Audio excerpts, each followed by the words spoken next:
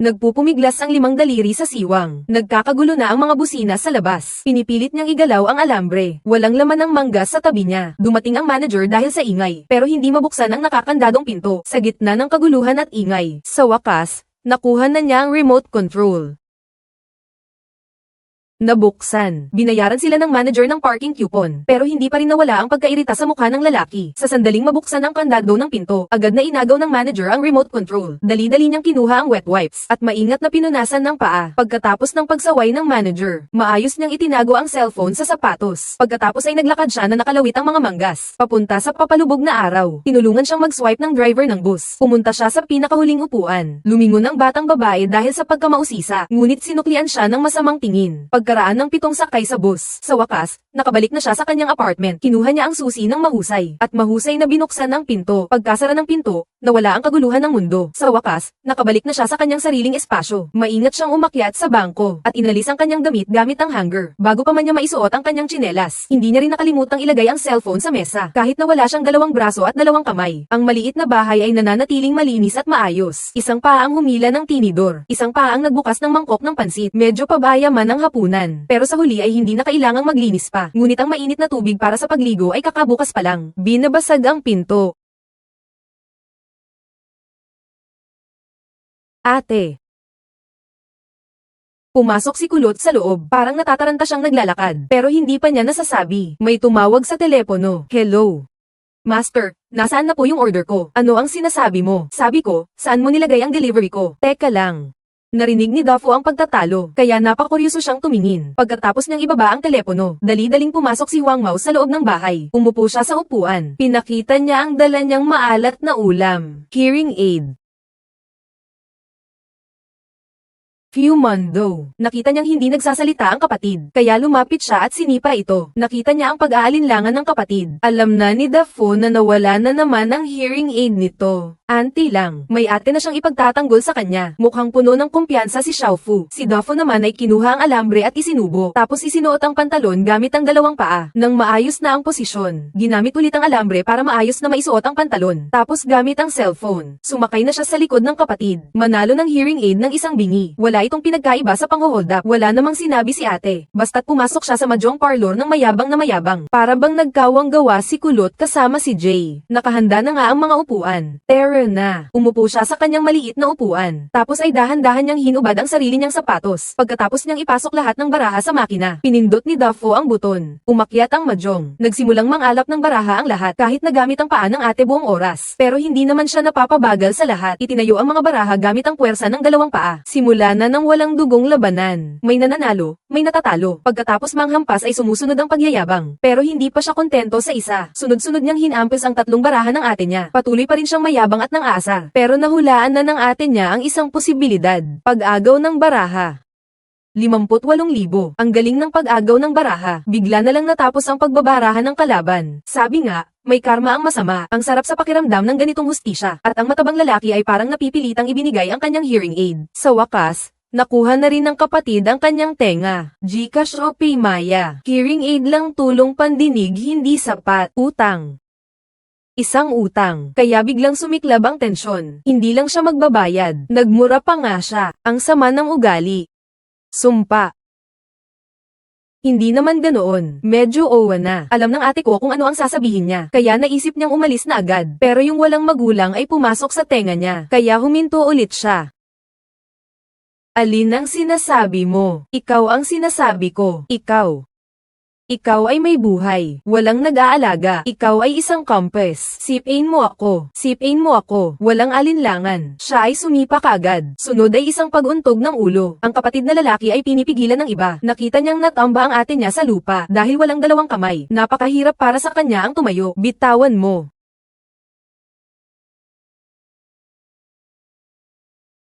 Susuntukin kita hanggang mamatay ka. Anong ginagawa mo? Lubhang labag sa loob niyang ibinaba ang kamay. Sumugod naman ang nakababata niyang kapatid. Nang makita ang pulis, dali-dali siyang nagsalot. Hindi pa niya pinupunasan ang dugo sa mukha. Anong nangyari? Ang nakita ninyo. Siya ang naunang nanakit. Ang kapal ng mukha mo. Lumingon ang pulis at lumapit pero hindi siya gaanong seryoso at galit sa mataba. May pagkaapi ang mukha ng nakababatang kapatid habang kinukwento ang nangyari. Pero nang banggitin niya ang pagkasilang, nabanggit din niya ang pagkabangga. Hindi niya naituloy ang huli niyang sinabi. Nahulaan na rin naman ng pulis ang ibig niyang sabihin. Sa tanda mong iyan, kahit kanino ba hindi mo mapigilan ang bibig mo. Damyugo ako ngayon. Susuklian ko ang gastos sa gamot. Sige, sumama ka sa akin para magpa-check up. Kung walang makitang problema, ikaw na ang bahala sa gastos sa gamot. Makakakita pa talaga ng pulis para lang mapilitang magpa-check up. Biglang natakot ang mataba, kahit na nahihiya siyang humingi ng tawad. Pero ang mga luha sa mata ng ate niya ang nagsabi ng lahat. Huwag ka nang magalit. Pwede ba? Alam niya kung ano ang pinakamahalaga sa ate niya, kaya naman sumama siya sa paghingi ng tawad. Alam niya na hindi kasalanan ng kapatid niya ang lahat ng ito, pero hindi niya magawang pakalmayan ang sarili. Alam niya mula pagkabata siyang ulila, pero ayaw niyang lagi siyang pinaalalahanan.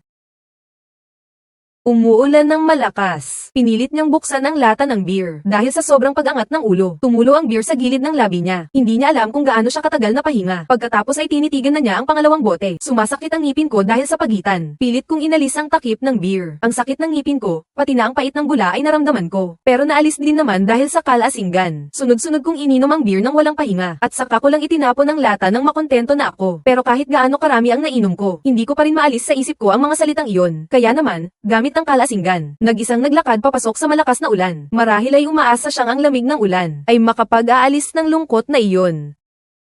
Bigla siyang tumigil at tumingin sa paligid. Wala na siyang narinig na iyak, kaya naisip niyang guni-guni lang niya iyon dahil sa kalasinggan. Parang may gabay na mula sa itaas, kaya niya nilapitan ang basurahan sa gilid. May narinig siyang kalabog, kaya sinubukan niyang buksan ang takip. Kumakaluskos ang mga daga, parang sinusumpa ang Samira sa hapunan nila. Maglalakad na sana siya palayo. Nang marinig na naman niya ang iyak, maingat na lumapit ang ate. Ipinatong niya ang tainga, sinandal niya ang balikat sa takip at sumilip sa loob. Nang makita na niya, natakot siyang umatras at huminga ng malalim. Muli niyang maingat na tiningnan ang paligid. Nang makitang walang tao, umalis na ang ate. Pero sa tuwing nakakalayo na siya ng kaunti, ay lilingan siya. Alam niya na kahit gusto niyang makialam, wala siyang kakayahan. Pero kapag may tumatama sa kanyang mukha na mainit na liwanag, naalala ng ate ang kanyang sarili noon. Naalala niya ang kasabihang, may ina, walang ina. Muli niyang sinubukang iangat ang takip gamit ang balikat. Nakita niya ang umiiyak na mukha. Ang iyak ng bata ay nakakasakit sa kanyang damdamin. Kaya naman dali-dali niyang sinubukang gamitin ang bibig niya para pigilan ang masamang amoy ng basura. Matagal siyang nagtangka. Sa huli wala na siyang nagawa. Kaya naman ginamit na niya ang ulo at paa para maitulak ang basurahan sa pahilig. Bigla siyang nadulas kaya napaupo siya sa lupa. Mabuti na lang at hindi natapon ang laman ng basurahan. Pagkatapos ng paghahanap, hingal na rin siya sa pagod. Sa wakas, nakahanap din siya ng angkop na lugar. Muli niyang binuksan ang takip. Naramdaman ng sanggol ang pag-asa kaya't hindi na tumigil sa pag-iyak. Sabay na gumamit ang ate ng dalawang paa. Inilabas niya ang sanggol. Parang nawala na lang bigla ang lungkot. Mahinahong niya itong kinakalmado. Madumi ang mukha ng bata, pero ang iyak niya ay nakakainis talaga.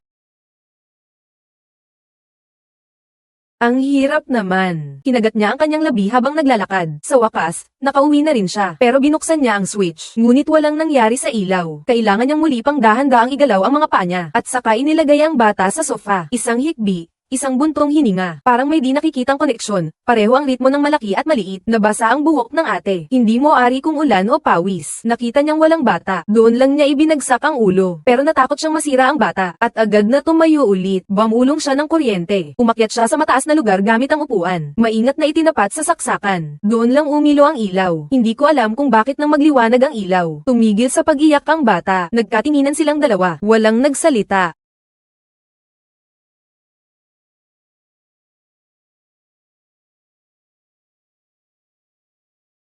Agad na sinagot ang tawag sa pulis, pero hindi naman nagsalita ang ate. Parang may na-realize ang bata, at muling umiyak. Dali-dali niyang binaba ang telepono. Pagkatapos ay kumain ulit siya, at inangat ang manika. Sama-sama ba ito? Iniwan ba ito ng iba? Pinagsabay niya ang dalawang paa, at tinanggal ang tali sa manika. Binuksan niya ang nakabalot na damit, tapos ay muling binuksan niya ang diaper ng manika. Maingat niyang tinitigan iyon ng ilang beses. Doon niya lang nakita ng malinaw ang pagkatao ng manika. Isang babae pala. Pagkatapos ng ilang paghahanda, iniipit niya sa pagitan ng mga hita ang mga maruruming damit. Nang maiipit na niya ang mga iyon sa washing machine, may kumatok na sa pinto. Pagkarinig niya sa sigaw mula sa labas, alam na niya agad na si Patrolman Xiao Zhang iyon. Malakas ang iyak ng bata. Nataranta rin siya sandali. Jai.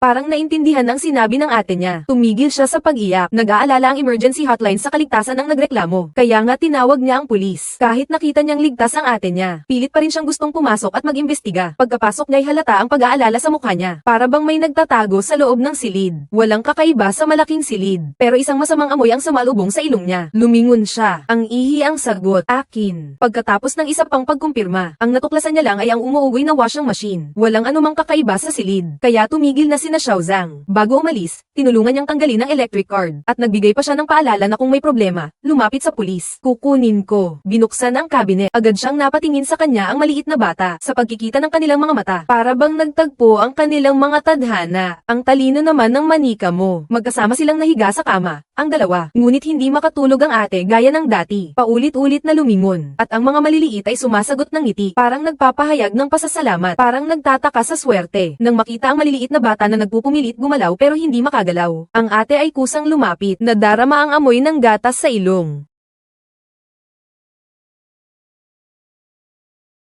Nang matapos ang lahat, isang hindi mapigil ang kalmadong pananatili ang sumapi sa kanya. Sa wakas, nakatulog na siya.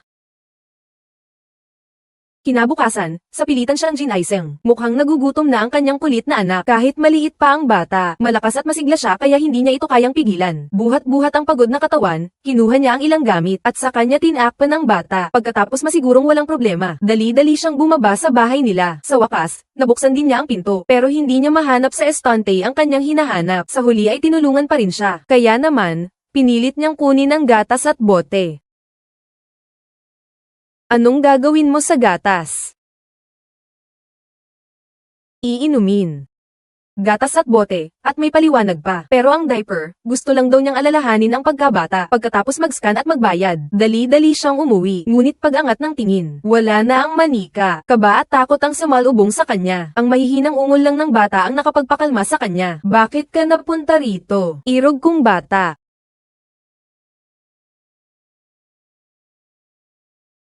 Muli niyang inilakas ang pagtapak ng dalawang paa at iniangat ng mataas ang sanggol. Ang kawalan ng alalahanin at ang pagiging musmos ay bumaha sa akin. Bigla na lang akong napasaya. Binuhos niya ang mainit na tubig sa bote. Pagkatapos ay sumandok ng isang kutsara ng gatas. Habang bahagyang mainit ang pinaghalo, tapos tinakpan ng utong at pinag-ikot. Parang naramdaman niya ang matinding pagnanasa ng manika. Malakas ang pag-iling ng ate. Pero hindi siya nagmadali, kundi ay nagbuhos ng kaunting likido sa talampakan ng paa. Matapos masuring tingnan ang temperatura, inilagay na niya ang bote sa bibig ng manika. Nakita niyang masarap ang pagkain nito. Doon lang nakahinga ng maluwag ang ate. Dinala niya ang manika sa pampang ng ilog at ikinwento ang kanyang pagkatapon. Ang karanasang iyon ang naglapit sa kanilang dalawa. Kung sa kondisyon naman, nakita mo naman. Mas mabuti na ito kaysa matulog sa tambakan ng basura. Itatapon ko na ba to o hindi? Ano ang apelyido mo? Pareho na lang tayo ng apelyido. Ang apelyido ko ay Fortunato. Fortunato, gaya ng sa bahay ampunan. Itatapon ko na ba to o hindi? Ano sa tingin mo? Sige na, sabihin mo na. Mabuti. Ano man ang itsura mo sa hinaharap, hindi ka na muling iiwan. May ritmo ang pagkatok sa pinto. Pagbukas ko ng pinto, iniabot na agad ang delivery. Nanlaki ang mga mata ng kapatid ko nang makita ang manika. Hindi pa siya nakakakita ng ganoon ka-cute na bagay. Pero nang marinig niyang sa kanya raw yun galing sa ate niya, nakanganga pa pero wala ng kurba ang bibig. Sa iyo.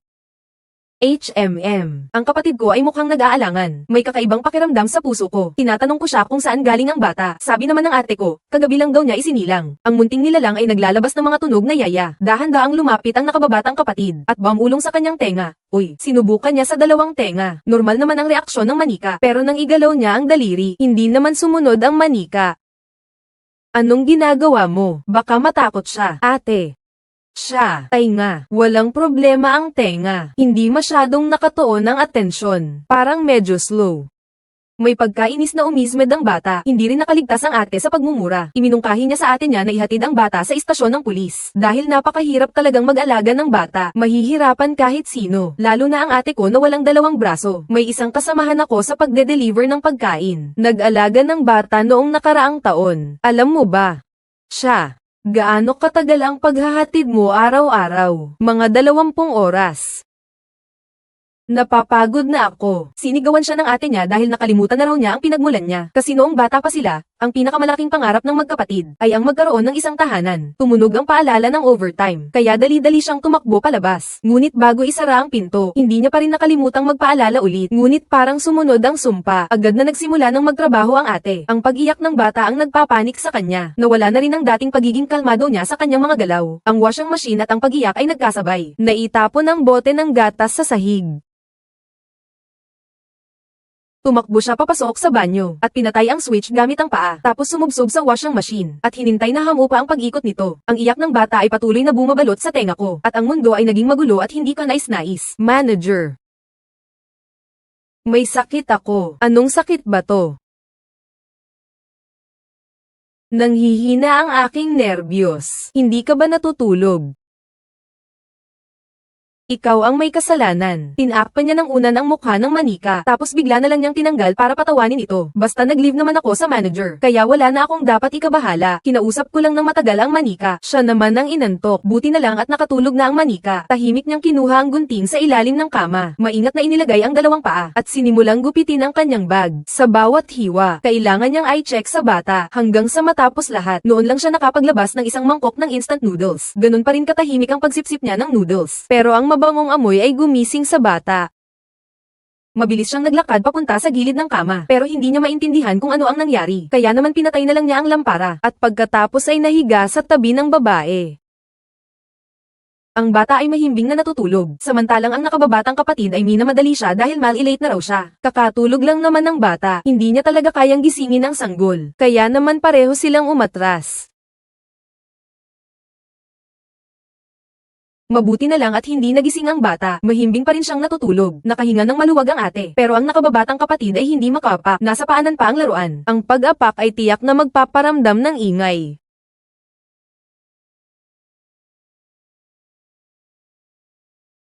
Biglang umiyak ng malakas ang bata, para bang sinisisi ang dalawang di maasahang adulto. Wala nang magagawa, kaya naman isinakay na lang nila ang bata sa bag. Ang matagal ng driver sa lansangan ay hindi kayang makipagsabayan sa tumatakbong tao, dahil sa kaba na galing sa puso. Ang munting bata ay may ngiti sa gilid ng mga mata, at kumikislap din ang mga mata. Ang manager ay nanatili sa opisina ng bantay, na nagpaparamdam ng labis na pag-aalala sa ate, hanggang sa siya'y sumabay sa paggalaw ng ilang beses. Noon lamang umalis ang manager, ngunit kakalabas pa lamang, bumalik ulit siya. Jia Yi. Ikaw, nitong mga nakaraang araw, parang iba. Anong nangyari? Ang ganda ng kutis mo ah. Pagkapasok ng bata, doon lang nakahinga ng maluwag si ate. Hindi kalakihan, hindi rin naman kaliitan ng silid ng bantay. Pero bihira ang ganitong saradong espasyo. Pagkatapos magbili ng kapatid niya, umikot na ito at umalis. Pumasok siya sa trabaho, dala ang manika. Dala niya ang manika habang binubuksan at sinasarado ang pinto. Sa bawat sasakyang dumadaan, ang maliit na manika ay natutuwa at tumatawa ng malakas. Magligtas ang dalawa sa isa't isa, at lumiwanag na rin ng buhay. Pero ang tingin ng iba, ay hindi nila maiiwasan. Anong nangyari sa kamay mo? Dati kasi ako, madaling makialam. Tapos napag-alitan ako, kalahating metrong itak, pinutol. Puro dugo ang mga kamay ko. Hindi pa nabubuksan ang tiyan. Hindi pa nabubuksan ang tiyan. Huwag ka nang makialam. Bumili ako ng laruan para sa bata. Naging masaya ang araw-araw niya. At parang nagbago na rin ang ate ko. Yung dating pagiging pangit at tamad, nawala na. Dito. Dahil nandito ka, mas kampante akong magtrabaho. Alam mo ba yun? Ang mga araw ay lumilipas, at ang bahay ay nagiging masaya dahil sa mga bagong gamit. Maingat na tinirintes ang mga makukulay na lubid. Isiniksik ito ng paikot-ikot sa kariton. Kahit walang mamahaling stroller, puno siya ng pagmamahal. Tinuturuan ng kapatid ang bata magsalita. Isang katagang mama ang nagpahinto sa pagpipinta niya. Ang tawag na ito na hindi niya pa nararanasan. Ngayon ay may malalim ng pagmamahalan. Napapitlag siya sa saya at ginhawa. Pero sa sumunod na segundo, nanubig ang ilong niya. Muntik na siyang maiyak, hanggang sa umalis ang kapatid niya. Saka lang siya umupo sa tabi ng bata. Dito. Sino ako?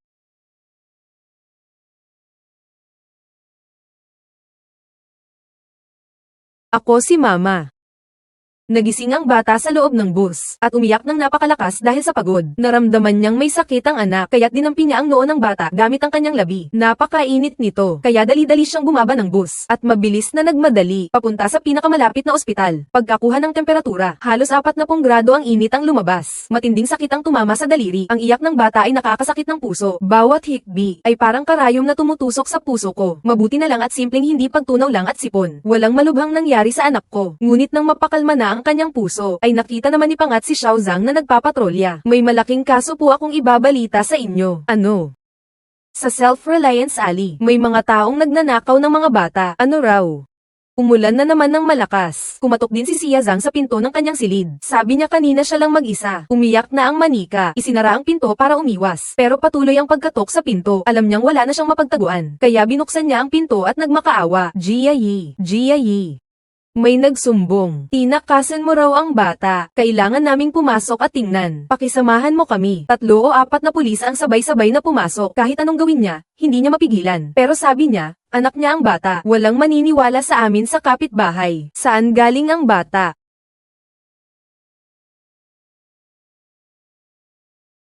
Anak ko talaga siya. Paano naman naging sa iyo? May birth certificate ka ba ng bata? Mayroon ba? Hindi ako nagkasala. Anak ko talaga siya. Sospek ka sa pagdukot. Sasama ka sa amin. Isasama rin namin ang bata. Sino ang mangangahas na kunin ang bata? Hindi ko kayo hahayaang makatakas. Mahirap para sa mga pulis na lalaki ang kumilos. Kaya naging kapaki-pakinabang ang mga babaeng pulis na kasama namin. Pero ang bawat pagsulong ay sinundan ng sagupaan. Hindi rin namalaya ng ate ko na nagkakasala siya. Wala siyang magagawa mag-isa para lumaban. Pinanood niya lang na buhatin ng policewoman si Daido. Sabi lang naman ng doktor kanina, bawal siyang lamigin. Pero ang malakas na ulan sa labas ay malamig talaga. Umiglas siya ng husto pero mahigpit siyang nahawakan. Si Daido na namumula ang mukha dahil sa lagnat ay dumaan lang sa harapan niya. Pero ang tanging nagawa niya ay ang sumigaw. Hindi pa rin tumitigil ang ulan sa labas. Panang dumi ang kanyang mga paa na walang sapin. Nang kumalma na siya, noon lamang siya nakapag-usap. Ngunit iisa lang ang paulit-ulit niyang sinasabi. Kanya ang bata, ang pangalan ng bata. Hindi kita kinakausap ngayon. Sangkot ka sa krimen, alam mo ba yun? Hindi mo alam ang kabigatan ng sitwasyon. Ibinebenta mo ang bata, makukulong ka. Anak ko siya. Ang pangalan niya. Saan galing ang bata? Matigas ang ulo niyang hindi sumagot. Nanginginig na ang buong katawan niya. Puno na ng luha ang mga mata niya. Humugot siya ng malalim na hininga. Mabuti na lang at may CCTV sa tindahan na nagpatotoo. At pinatunayan din itong hindi niya tinangay ang bata. Anong mali sa pagliligtas niya sa bata? Huwag ninyo siyang pahirapan. Si Jia Yi. Muli silang dalawa ay napunta sa ilalim ng ilaw na iyon. Ngunit wala na silang napagpasyahan. Hanggang sa umaga. Hinintay ng ate ang pag-uwi ni Xiao Zhang. Nagsabihan silang dalawa noon. Makikita na ng ate ang anak kapag nasabi na niya ang totoo. Pero ang sitwasyon ngayon ay nagpapanik sa ate. Nakayapak na mabilis na tumatakbo sa loob ng istasyon ng pulis. Pero kahit kailan ay hindi niya nakita ang anino ng bata. Ganito na nga ang kalagayan ng personal mong buhay. Paano mo naman siya maalagaan? Ang pag-aalaga sa isang batang iniwan ay hindi pwedeng gawin ng isang tao lang. Nakasaad yan sa batas. Isang salita ang nagpahinto sa kanyang paglalakad. Ang kanyang mga matang patuloy na gumagalaw ay puno ng hinanakit. Pagkatapos ng buntong hininga, lumabas siya sa istasyon ng pulis. Biglang sumulpot ang kapatid niya. Parang may napakahalagang sasabihin. Nagbantay siya sa labas ng istasyon ng pulis buong gabi. Nakita niya mismo kung paano dinala ng mga pulis si Didi sa bahay ampunan. Kaya naman hindi niya pinansin ang pagpigil ng gwardya. Diretso siyang pumasok sa loob ng bahay ampunan. Si Bunso ang bahala sa pagkubli. At nagsimula ng maghanap ng paulit-ulit ang ate. Ang bawat silid, ang bawat bintana. Sa wakas, sa dulo ng pasilyo, nakita niya ang umiiyak na manika. Huwag kang gagalaw. Anong ginagawa mo? Anong ginagawa ninyo? Tigil. Tigil. Anong ginagawa ninyo? Bawal pumasok. Huwag kayong gagalaw. Anong ginagawa ninyo? Tigil.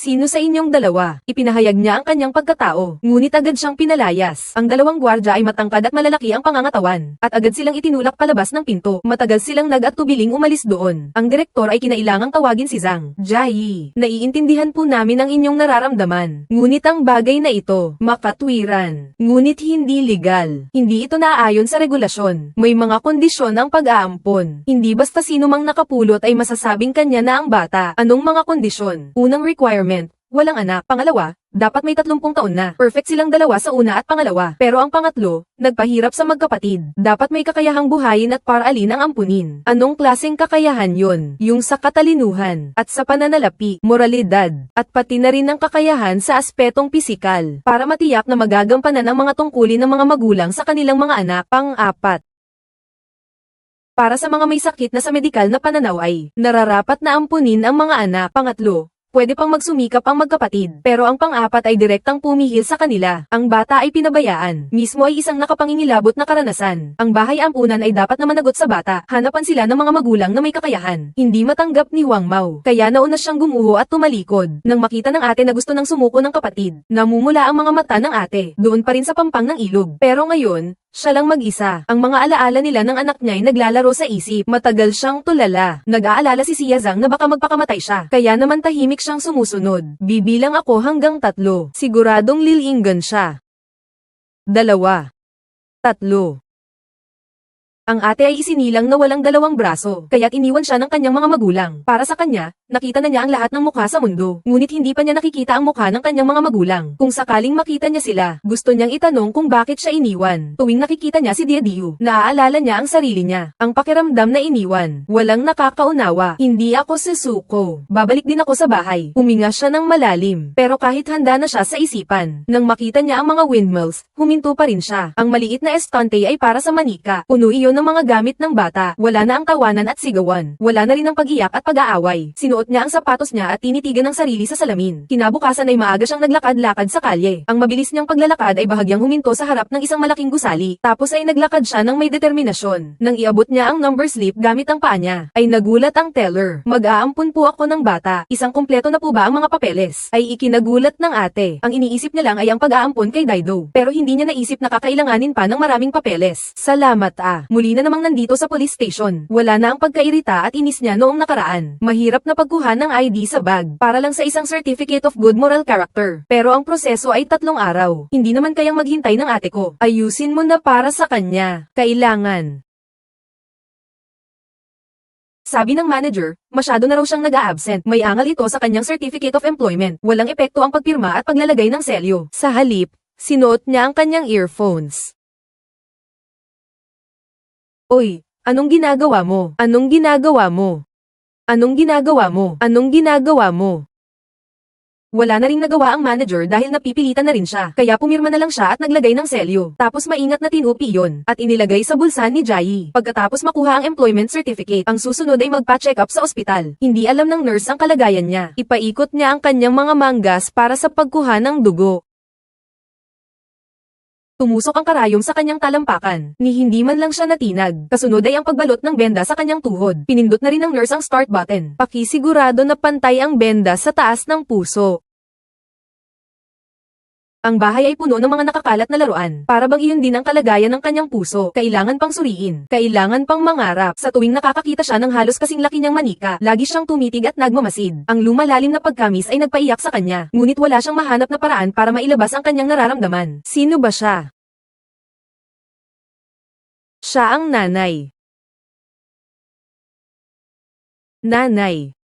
Bumisita ulit ang nakababatang kapatid, pero galit pa rin siya. Dala-dala niya ng nahihiya ang maraming gatas at diaper, para maipakita ang kanyang intensyon. Pero sa pagkapilay-pilay niyang paglalakad, nakita agad ng ate niya na nadapa siya. Papilay-pilay ka pa. Tigilan mo na yan, ate. Talagang sa tingin ko ikaw ay isang mabuting ina. Ang bihirang pag-unawa ay nagpaiyak sa kanya. Isang marahang sipa ang kapalit ng pagpapatawad sa kapatid. Masayang tumatalon si Matabang papunta sa maliit na tindahan. Pero sinaman siya ng tingin ng may-ari ng tindahan. Isang pakete nga ng Yushi. Wala na. Naubos na yan. Wala na ngayon. Ano ang ibig mong sabihin? Bakit mo isusumbong si Jiayi? Basta. Noong una.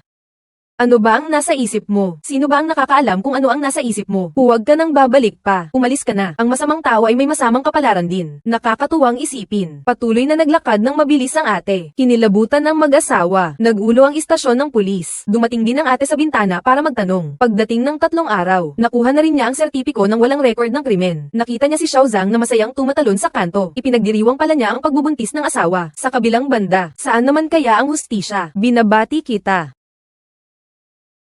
Dinala niya ang lahat ng dokumento, ngunit tinanong pa rin kung bakit wala siyang ibang kamag-anak. Nalalaman na isa rin siyang ulila. Nagtaka ang teller at sumulyap, at muling iniabot ang diploma sa high school. Ngunit hindi siya nakatanggap ng malinaw na sagot. Narinig niyang hindi tiyak ang oras ng pag-aproba. Kaya naman, Mag-iingat siyang manatili sa counter. Teka lang po. Tumayo at umalis ang teller, at lumabas ulit mula sa opisina. Pagkatapos ng maikling pag-aatubili, dali-dali siyang naglakad papunta sa isa pang silid. Lumabas ang isang taong mayroong badge ng partido sa dibdib. Para bang nakakita siya ng tagapagligtas. Gayiha.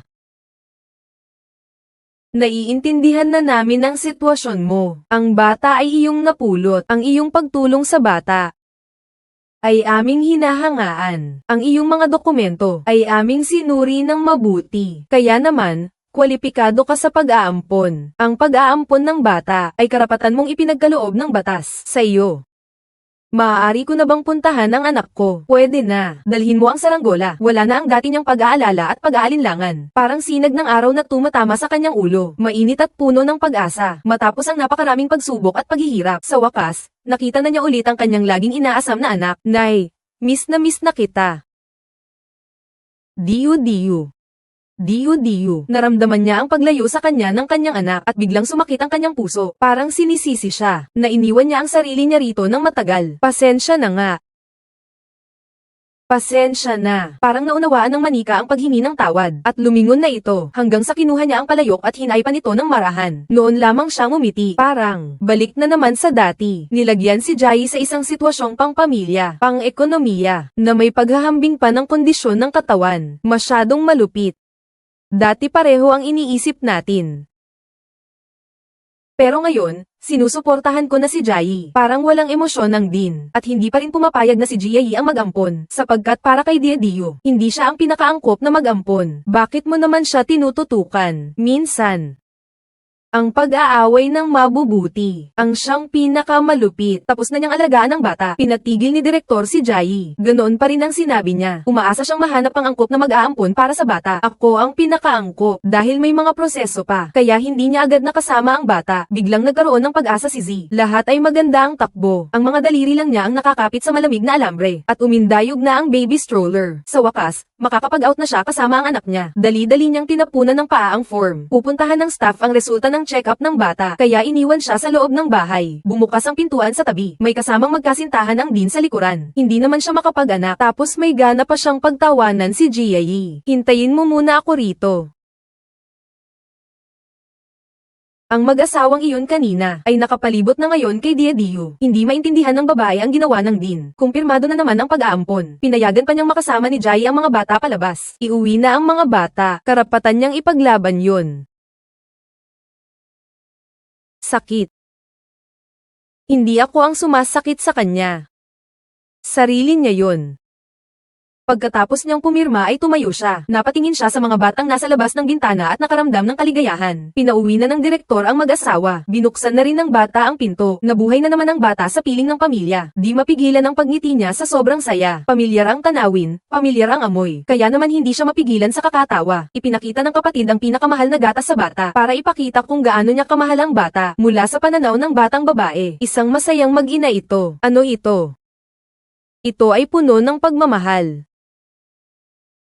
Kailangan mong isulat lahat ng ito. Hindi kasing kulit ng ate ang kapatid na lalaki. Kaya naman kusang nagtanong sa kagustuhan ng bata para sa pamilya. Matagal na nag-alinlangan ng batang babae. Pinilit na lang niyang manahimik. Ayaw na ayaw niyang samaira ng moment. Ayaw niyang sirain ang masayang sandaling ito. Isinauli na ang bata sa ampunan. Malungkot siyang pinagmasdan nito sa labas ng bintana. Pagkatapos patayin ng ilaw, narinig na ang pag-iyak ng bata. Paulit-ulit ang pag-click ng mouse. Ang nakikita sa screen ay ang cute na mukha ng manika. May paparating na sasakyan. Pero parang nawala ng bisa ang remote control. Dali-dali siyang lumabas ng kanyang duty room, at ginamit ang kanyang balikat para iangat ang harang. Nang makalampas na ang sasakyan, agad na tumakbo papalapit ang kapatid niya. Nakita ko si Dido sa taas. Anong nangyari? Parang may kasama siyang iba.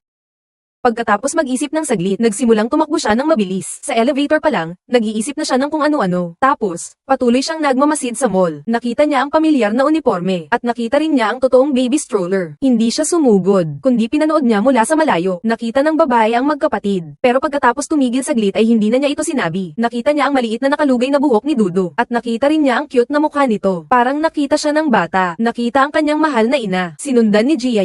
Ang mga taong nasa baby section ng matagal. Sinenyasan siya ng kapatid niya na huwag maingay. Natatakot silang mawala ang kanilang pag-aampon. Bumalik sila sa parking lot. Pinanood niya silang sumakay ng kotse. Isang pamilya. Jia. Pwede bang maghanap tayo ng lugar para makapag-usap tayo? Tara, taas. Uwi na tayo. Alam niya na nasa disadvantage siya, may kapansanan siya at wala siyang pera. Parang sinasabi mo bang inaaway kita? May isang bata noon. Ang sitwasyon niya ay katulad ni Daido. Ang pangalan niya ay Xinglan. Ako ang nagpangalan sa kanya. Pareho sila sa iyo. Mahal na mahal nila siya. Pagkaraan ng 3 taon. Bumisita ako. Hindi ko nakita si Xinglan. Larawan niya lang ang nakita ko. Isang pamilyang may kapansanan din iyon. Dahil sa kapansanan sa pandinig, hindi nila napansin ang batang nadapa. Nang matagpuan na nila, huli na ang lahat. Itatanong mo sa akin. Ano nga ba ang sukatan ng pag-ibig? Napakahalaga ng damdamin. Ang isang buong pamilya, ang magbibigay sa anak ng mas magandang buhay, na mas mahalaga. Itinaas niya ang ulo, ayaw magpatalo. Puno ng pagkadismaya ang mga mata niya. Naramdaman ng ate na yon ang pagsisisi ng Dean, na ipinapasan niya sa sarili. May karapatan ka. Pero ang karapatang yan ay nangangahulugan din ng paghahambing, kung saan maaari kang matanggal. Alam mo rin naman na mga katotohanan yan, at hindi na mababago pa. Ngayon naman, dapat mong matutunang harapin. Pagkasabi niyo ng direktor ay tumalikod na siya at umalis. Samantalang siya naman ay umalis din doon na may sama ng loob. Pag-uwi niya, parang matagal nang naghihintay ang mag-asawa. Ang kikinang na mamahaling sasakyan. Nagpapakita ng kanilang katayuan. Gia-yi. Bumaba ang babae sa sasakyan. Sa oras na iyon ay alam na niya ang lahat tungkol dito. Nakita na niya ang ate niya sa mall. Ngunit hindi siya nagsalita noon. Sa bahay ampunan. Unang beses naming nakita ng buong pamilya namin ang bata. Minahal na namin siya agad. Sabi ni Mama, kamukha ko raw siya noong bata pa ako. Alam ko mahal mo rin siya. Kaya nga nandito ako ngayon, para lang mapanatag ka.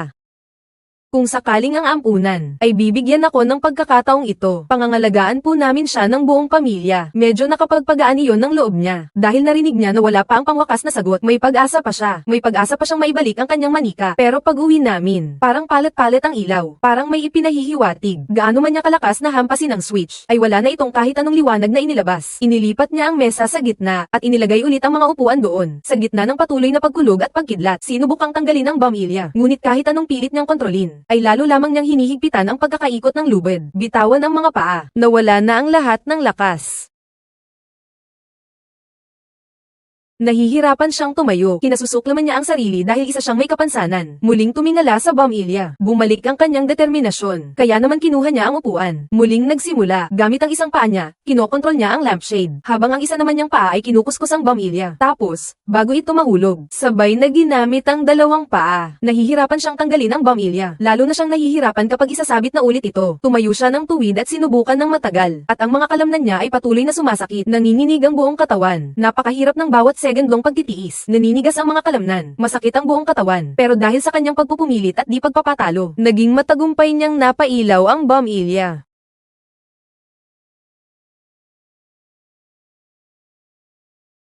Tatanungin mo ako. Ano nga ba ang sukatan ng pag-ibig? Mahalaga ang emosyonal na aspeto. Ang isang buong pamilya ay magbibigay ng mas magandang buhay sa bata. Mas mahalaga ito. Naiintindihan ko ang sitwasyon mo. Alam ko rin na mahal mo siya. Kung bibigyan ako ng pagkakataon ng bahay ampunan, aalagaan namin siya ng mabuti ng buong pamilya. Isang-isa, bawat salita'y sumusulpot sa isipan ko. Para bang tama ang lahat ng sinabi nila. Siguro, ako ang mali. Siguro, hindi ko talaga kaya. Kinaumagahan, naligo siya. Pagkatapos, binuksan niya ang zipper gamit ang paa. Inihiwalay niya ang gitnang siwang. Isang malaking pulang bulaklak ang sumalubong sa kanyang paningin. Pinahid niya ang kulay tsokolate na lipstick. Tapos sinindihan niya ang 3 mahabang insenso. Nanalangin siya sa Buddha para sa kanyang anak. Pagkatapos ay lumingon siya. At naglakad palayo. Wala ang ate niya sa seminar. Pero sinuportahan siya ng nangungunang pinuno. Ganoon pa rin ang sinabi ng Dean. Ginagamit ang kapansanan ng ate ko para pag-usapan kung basic na pangangailangan man o kalagayan sa buhay. Hindi si ate ang pinakaangkop na pagpipilian. Ang National Council on Disability Affairs ay nakilahok din sa meeting. Sinuportahan din ng babae si ate. Hindi niya alam kung ano ang magiging resulta. At wala rin siyang pakialam kung ano ang magiging resulta. Basta't nakapasok na siya sa liwanag. Tumawid sa dilim. Tapos naglakad ng mabilis. Papasok sa silid na pinag-uusapan. Dean Lee. May anak ka ba? Isang lalaki. Sa tingin mo, Ano ang pag-ibig ng ina? Alam niya ang ibig sabihin ng ate niya, kaya ang sagot niya ay puro pagtugon din. Pag-aalaga sa buhay, magandang kalagayan sa pananalapi, lahat ng kanyang sinasabi ay mga bagay na kulang sa ate niya. Nasa ampunan na ako simula nang magkaroon ako ng alaala. Wala akong nanay. Hindi ko alam kung ano ang pagmamahal ng ina. Mula pagkabata, iniisip na niya na sana ay may mag-ampon sa kanya. Iniisip niya na sana ay maranasan niya ang pagmamahal ng ina. Ginamit niya si Sia Zhang bilang halimbawa. Kinuwento niya kung ano ang dapat na itsura ng isang masayang pamilya. Pero ang mga taong may kapansanan na tulad nila, may mga magulang, pero walang pamilya. Dahil hindi nila maalala, anong araw kaya ako iniwan. Isa-isa nang kinukuha ang mga bata. Ako na lang ang natira. Naisip ko tuloy. Sa itsura kong ito. Wala naman sigurong pipili sa akin. Akala niya noon, ang pagiging ina ay puro pagbibigay. Pero nang makaranas siya ng hirap, saka lang niya naunawaan. Ang pag-ibig ng isang ina ay kayang isakripisyo ang lahat, pati na ang pagiging ina niya. Ang pagmamahal ay hindi nangangahulugang pagmamayari. Ang pagpapalaya ay isang pagpapakita rin ng pagmamahal. Ang bata ay nangangailangan ng isang buong pamilya, at ng pagkabata na tulad ng ibang mga bata, ang mga bagay na hindi ko kayang ibigay. Hindi na kailangang ipilit sa anak. Si Fu Dio Dio ang ibinigay kong pangalan sa kanya, na pangalan. Nung araw na mapupulot ko siya ay ika-17 ng Nobyembre. Itinuring ko na iyon bilang araw ng kanyang kapanganakan. Isipin mo yung unang pagkikita namin. Yung unang yakap ko sa kanya, sa ilalim ng mainit na liwanag. Yung ngiting parang nakalaya na, habang sinasabihan niya ang mag-asawa ng mga dapat gawin. Kasabay noon ay ang pagbalik tanaw niya sa mga alaala. Mga alaalang puno ng kaligayahan. At isang karangalan din. Ang tanggapin at mahalin ng isang bata. Ang kailangan ng isang bata ng buong puso. Hindi ito isang panig na pagtulong lamang, kundi isang pagliligtas sa isa't isa ng dalawang ulila. Ang isa'y malaki, ang isa'y maliit. Didi. Sino ako? Ako si Mama. Walang sino man sa mga naroon ang hindi naantig. Si ate lang ang nanatiling kalmado. Pinaalalahanin niya ang mag-asawa na hindi na siya muling magpapakita at hindi naguguluhin ang paglaki ni baby. Hindi rin naman namin guguluhin ang kanilang buhay.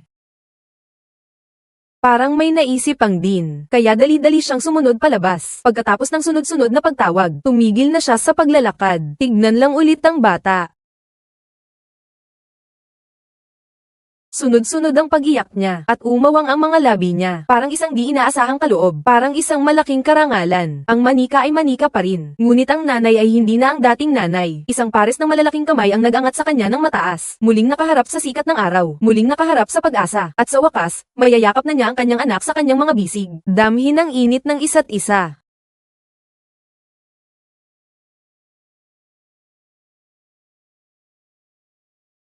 Natatakot akong maalala niya ako.